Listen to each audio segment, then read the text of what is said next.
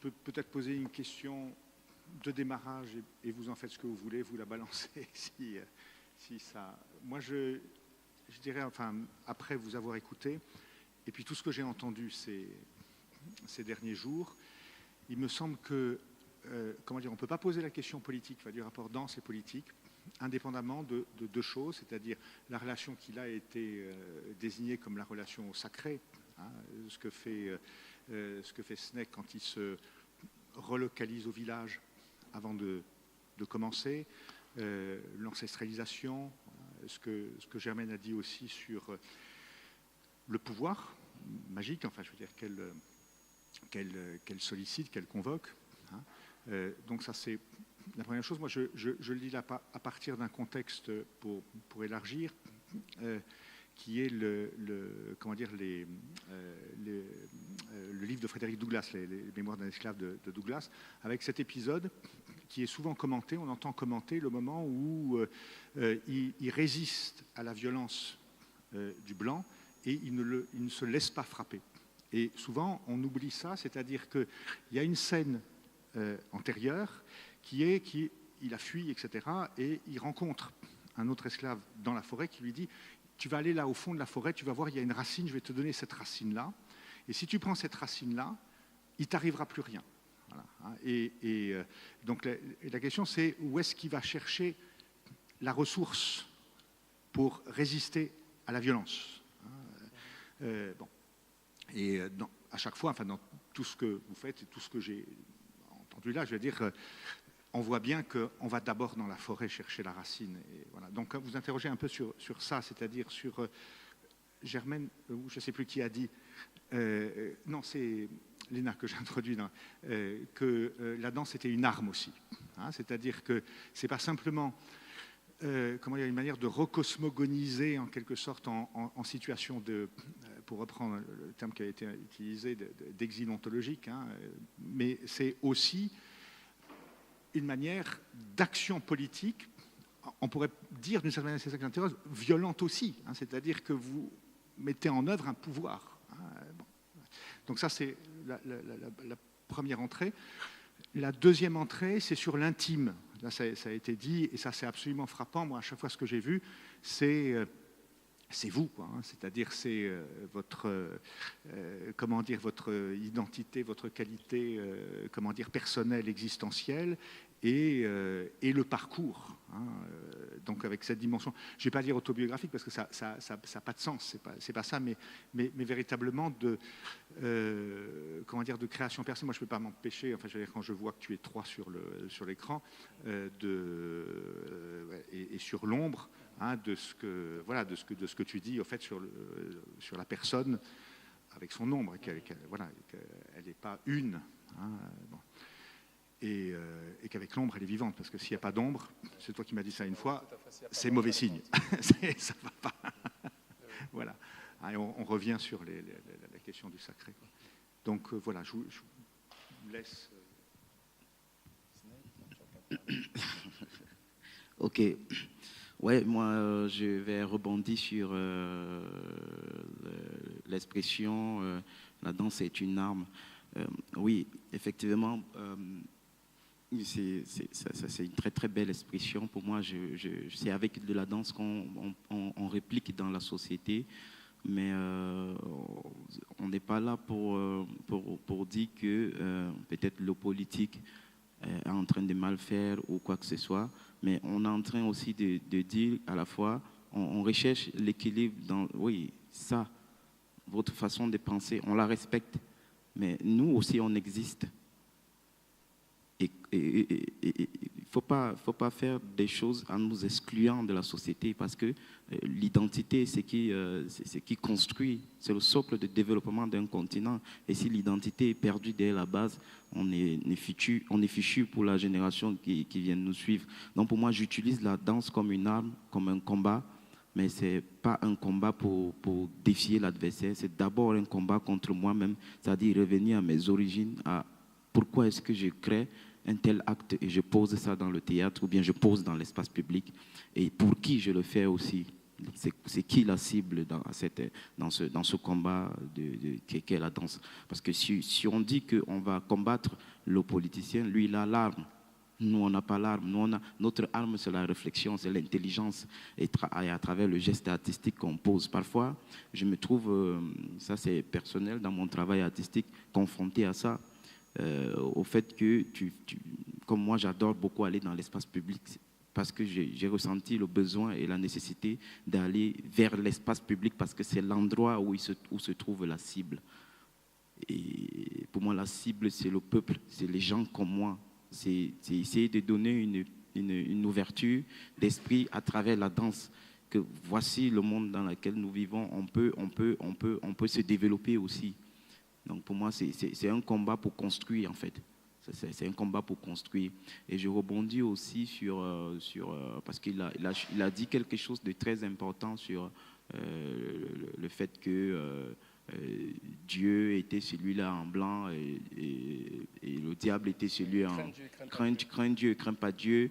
Moi, je trouve ça extraordinaire parce que j'ai grandi dans une famille chrétienne jusqu'à aujourd'hui et on m'a appris que Jésus était celui qui est sur la croix, blanc avec des cheveux bien coiffés et tout ça, et que le diable est celui-là noir, bizarre, avec les cornes comme ça. Et moi, je me dis, ça a tellement colonisé mon esprit. Moi, je parle depuis mon âge aussi, depuis l'endroit, parce que j'ai 28 ans. Depuis 28 ans, j'ai été colonisé par le fait que quand je priais, on dit tu pries, tu fermes les yeux. Et pour moi, cette colonisation est à l'intérieur parce que je me rappelle bien toutes les prières. Quand je récite Jésus, Marie, Joseph, c'est l'image de ce Jésus que j'entre dans l'église catholique qui ressort dans ma tête. Quand j'ai les yeux fermés, je prie. Et inconsciemment, ça c'est dans l'ignorance, mais c'est aussi un combat personnel mais est-ce que c'est lui le Dieu là? Ou c'est Dieu? Si Dieu est fait à son image, est-ce que c'est pourquoi Dieu ne serait pas-il noir aussi, avec qui porte des locks ou bien des cheveux afro avec un peu de barbe? Donc pour moi, c'est aussi un combat de l'aspect religieux, l'aspect sacré, tout ça. Et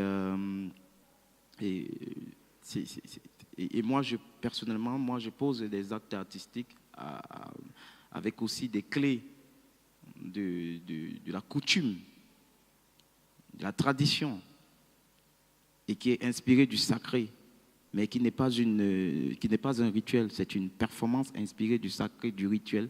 Moi, je l'appelle performance parce que le rituel, chez nous, il y a beaucoup d'éléments qu'on peut utiliser en tant qu'artiste et créer de la relation avec notre esthétique, notre façon de voir l'art dans le monde. Donc pour moi, le rituel, c'est un rituel. Et il y a des choses qui se confondent dans le théâtre. Ah non, il fait du rituel, là, non. Je ne peux pas venir dans un théâtre faire du rituel pour la gratuité. Ça ne se fait pas dans un théâtre. Donc pour moi, je peux plutôt m'inspirer du rituel du chez moi pour essayer de créer quelque chose en relation avec mon univers artistique. Et là, c'est aussi un combat. C'est aussi un combat pour nous, surtout jeunes. Et c'est pour ça que chaque fois, moi, je m'enracine dans ma tradition et tout le temps. Et j'ai des choses que je fais sous autorisation et j'ai des choses que je ne peux pas faire, même si je le pratique dans mon endroit, dans mon être, mais je ne peux pas le faire là. Sinon, soit je tombe, soit une personne va tomber. Mais après, ça n'a rien à y voir avec la sorcellerie, c'est une question de coutume, c'est une question de revenir à l'essentialité. Ça veut dire mourir. Voilà, voilà. Donc, c'est une question de revenir là où on a enterré ton nombril. Et moi, je pense que c'est de là-bas qu'il y a toutes ces informations aussi. C'est pour ça qu'on dit un peu que des artistes sont souvent des demi-mioches, des demi-dieux. C'est des gens qui ont de la vision. C'est des gens qui voient le monde autrement et qui interprètent le monde là avant que les actions ne se posent. Pour moi, c'est peut-être, ça rejoint aussi l'aspect religieux, sacré, et la phraseologie en disant que la danse est une arme et à la fois une réplique.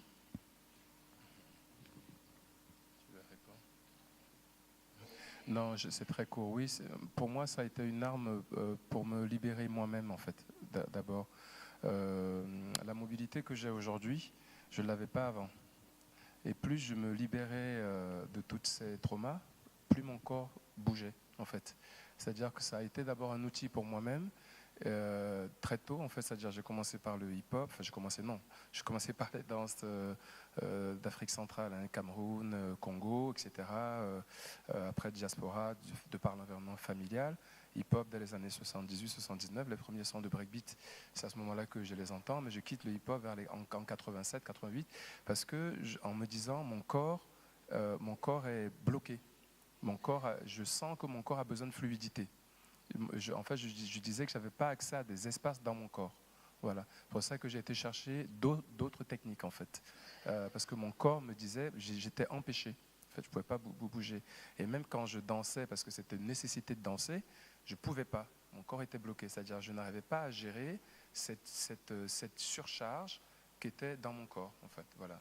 Et donc, l'idée a été d'étudier, de savoir comment décharger en fait ces espaces-là, ces espaces dans le corps, et ça se passe vraiment, je pense, avec les mots et le geste. En fait, les mots, le son et le geste, c'est-à-dire que le fait de parler, le fait de faire de la philo, donc d'avoir une espèce de précision sur les mots, paf, en fait, ça libère. Tac. Et j'ai le sentiment qu'il faut la conjonction des deux, du geste et du verbe, pour libérer le corps. Il faut la conjonction des deux. Le geste, le verbe me met dans une vibration. Donc, du coup, ça convoque la musique. Et donc, c'est une arme. Aujourd'hui, je dirais pour moi-même, c'est d'abord une libération pour moi-même que je fais au quotidien. Et Inch'Allah, au fouli, si ça fait pour les autres. Mais voilà, je pense. Et c'est au quotidien que j'essaie de libérer mon corps de toutes ces traumas-là qui, je pense, est très ancestral et très enfoui parce que ce sont des non-dits. Ce sont des dénis. Mon père ne me parle de l'esclavage que depuis 4 ans. Voilà. 4 ans, il a 84 ans. Voilà. Il n'en parle que depuis 4 ans. Donc c'est très récent. Il me parle des guerres d'indépendance que depuis ce moment-là, en fait. C'est-à-dire que donc c'est tout récent, en fait. J'ai accès, parce que je pense qu'il m'a vu galérer grave. Et il a dû se dire, bon, tant pis, je vais lui parler. Voilà. Et mon grand-père n'en a jamais parlé. Il était comme un autiste. Il n'était pas autiste, mais il parlait pas. Il parlait pas. Comme ça, voilà. Et donc je crois qu'on est porteur de ça. Et pour moi, la pratique de la danse du geste, du corps, plus que de la musique. La musique aussi, mais c'est la danse. Enfin, il faut les deux. Voilà. C'est ça qui libère, qui pour moi libère. Voilà. Je voulais peut-être terminer en disant, je sens que la génération de mes oncles, donc ceux qui sont passés, mon père n'a pas connu l'école coloniale, il était là il y a 3 semaines, il est reparti au Cameroun, en disant finalement il se rend compte que c'est une chance pour lui de ne pas avoir été à l'école coloniale. Voilà. Mais il a tout fait pour que nous on y aille. Mais il réalise que c'est une chance parce que c'est ça qui l'a sauvé et qui a permis de s'appuyer sur son école traditionnelle. Il me dit, tout ce que j'ai fait, il est devenu industriel quand même, de très haut niveau, je l'ai fait qu'avec mes outils, pas qu'avec mon école traditionnelle. Je ne l'ai fait qu'en suivant la voie de la tradition, c'est-à-dire l'enseignement traditionnel que j'ai reçu. Mes oncles, il a tout fait pour envoyer mes oncles à l'école, donc ses petits frères, parce qu'il avait un décalage de 10 ou 15 ans, et c'est compliqué pour mes oncles. C'est très compliqué, comme ça a été pour nous. Voilà. Voilà. J'ai toujours dit, je savais pas que... J'ai toujours dit que la danse, par la danse nous existons, par la danse nous gagnerons. Et si je rebondis sur ce qu'a dit Begidi, je pense que oui, la danse est une arme pacifique avec laquelle on peut soit agir contre l'autre ou pour soi. Donc, quand je vois l'histoire, mon père a écrit sur sa vie, ça n'a jamais été publié, et je fais un spectacle qui s'appelle « À un endroit du début », où justement, quand je vois la farine, ça me rappelle que quand j'étais petite, j'allais communier le dimanche, et je mettrais de la poudre pour me faire belle, parce que j'avais 10-12 ans, hein. Et Mère Élise me disait toujours, enlevez la farine que vous avez sur votre visage. La farine.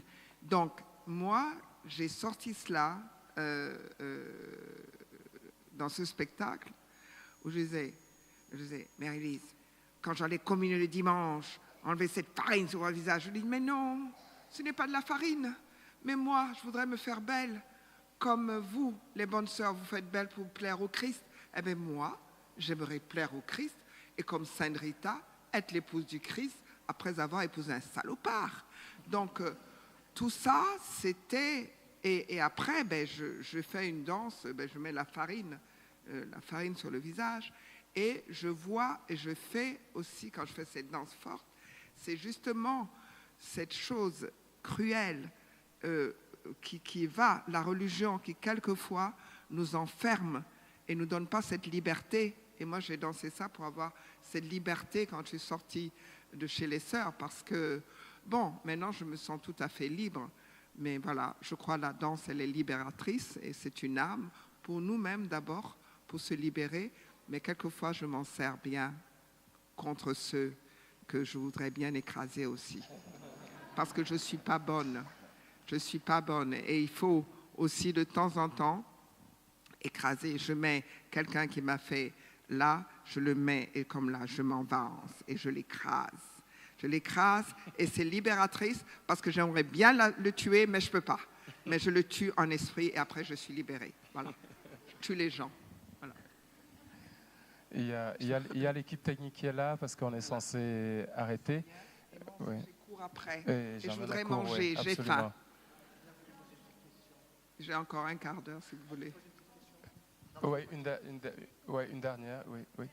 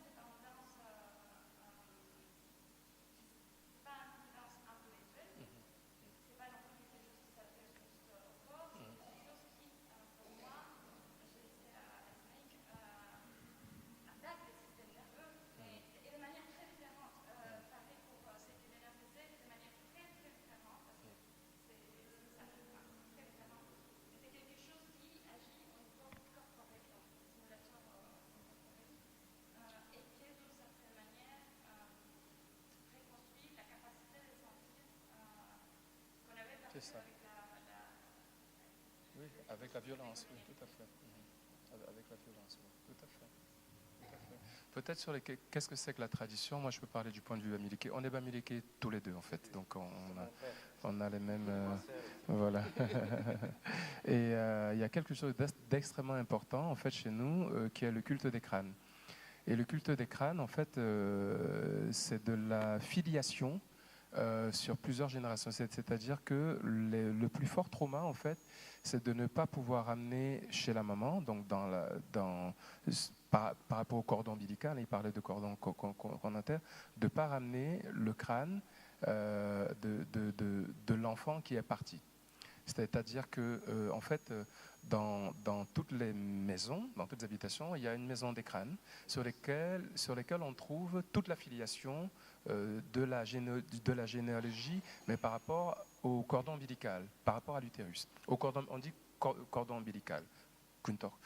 Et donc toute la stratégie et donc la tradition s'appuie sur ça en fait. Il y a deux choses. On parle de cordon ombilical, on parle aussi de toile d'araignée, c'est-à-dire que en fait, et on tisse à chaque fois. L'idée, c'est de réactiver en permanence la généalogie par les rites. Donc ça fonctionne toujours par intégration. Et si on oublie quelqu'un sur la généalogie, il y a trauma. Il y a déséquilibre, et c'est pour ça que les gens sont perdus, sont déboussolés. Et chez les bamileke, c'est fondamental de tout le temps reconstruire la généalogie, au moins sur cette génération. En fait, ça peut remonter à 22, voilà. Chez nous, on remonte à 14 ou 15 générations, c'est-à-dire qu'on peut trouver les crânes, et ça c'est dans toutes les familles. Sauf ceux qui sont partis. Et les deux frères, donc de mon grand-père, qui sont partis, on a mis un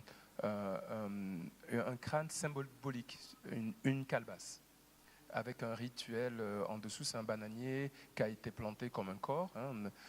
Donc on recolle et on donne le nom aux enfants. Voilà. Pour que la mémoire reste toujours active. Parce qu'en prononçant le nom de la personne, vous la ramenez en vie. Voilà, c'est-à-dire qu'en fait, les gens sont tout le temps là. Voilà.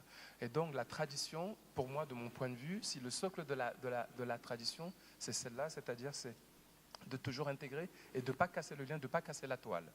De jamais casser la toile. Et plus la toile est dynamique et vivante, plus les gens sont en harmonie et plus ils sont prospères dans le sens, ils gagnent en fluidité. On parle de fluidité. Le corps est libre, le corps est fluide, et donc ils sont prospères parce qu'ils génèrent du flot et qui peuvent emmagasiner du flot. La tradition, chez nous, c'est ça. Voilà. Je trouve ça extraordinaire. Hein. Oui, et après, il y a des communications à faire avec des ancêtres, et ce n'est pas n'importe qui vient faire des sacrifices. Faire des sacrifices, c'est de partager dans le commun mortel quelque chose avec les ancêtres, parce que nous, je pense que même ici, peut-être, dans certaines traditions, les ancêtres vivent. Ils sont toujours parmi nous. Donc on a ce rituel de respect. Et le crâne pour nous, chez les bamileke, c'est la partie du corps humain le plus important, parce que c'est là où relève toutes les informations que ce notable a vécu.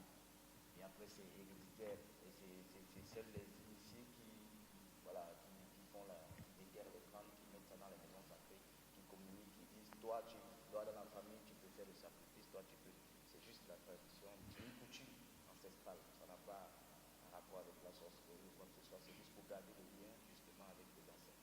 Juste pour que ce soit compris, ça s'appelle chou. Chou, c'est le haut, c'est chou. Et ça, c'est tête, ça, c'est le bas, jumelité.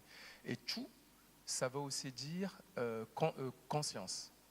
Chou, c'est ntu, bantu, pentu, les consciences.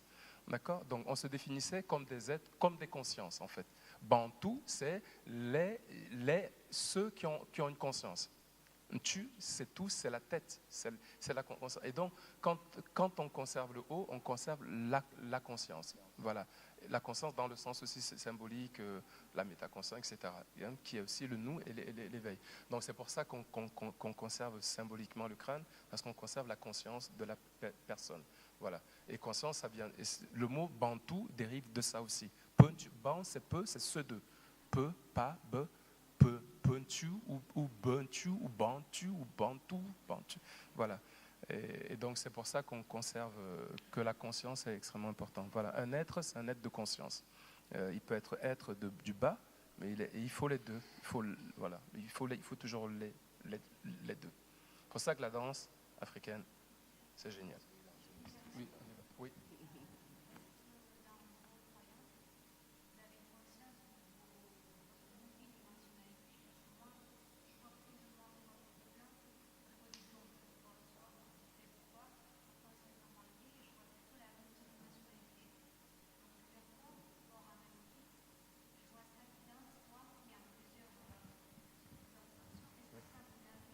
Oui. Non, ça s'appelle la notion de personne en Afrique, en fait. Et une personne, en fait, c'est le corps végétatif, c'est son ombre, c'est son double, c'est son esprit, c'est son intelligence, qui est aussi un corps, c'est sa pensée, qui est aussi un corps, c'est-à-dire que c'est un métacorps, c'est une association de plusieurs corps qui constituent la personne. Donc, on a bien conscience qu'on est multiple. Voilà, on a bien conscience. Bon, moi, je fais un rituel. Un jour, on m'a demandé aux États-Unis de faire un rituel. Alors, ils pensaient que j'allais faire un rituel, machin, et tout ça. Il y avait 1000 personnes. Je disais, ben, écoutez, moi, mon rituel, c'est après le travail, avec Helmut et les amis, nous prenons l'apéritif. C'est l'apéritif, et on prend le whisky, le gin tonic, le vin, on bavarde. Il y a toujours un verre où on met le vin pour les ancêtres. Et partout où je vais, chez les amis, ils savent que quand j'arrive, ils me mettent le verre, je sers les ancêtres. Et je suis toujours en contact avec les ancêtres. Et ce qu'ils disent, c'est extraordinaire. Ce n'est pas les mêmes coutumes partout, mais je trouve vraiment extraordinaire cette coutume-là. J'aimerais bien aller pour voir comment ça se... oui, parce que j'aime bien les rituels. Moi, j'ai d'autres rituels, mais je les fais tout à fait contemporains. Le rituel de l'apéritif. Et les rituels profanes, c'est aussi important qu'on est relié aux ancêtres et qu'on n'est pas aux ancêtres et tous les jours, mais qu'il ne faut pas penser qu'on est toujours là avec des rituels, des machins. Voilà, des trucs exotiques. C'est une vie normale avec les ancêtres.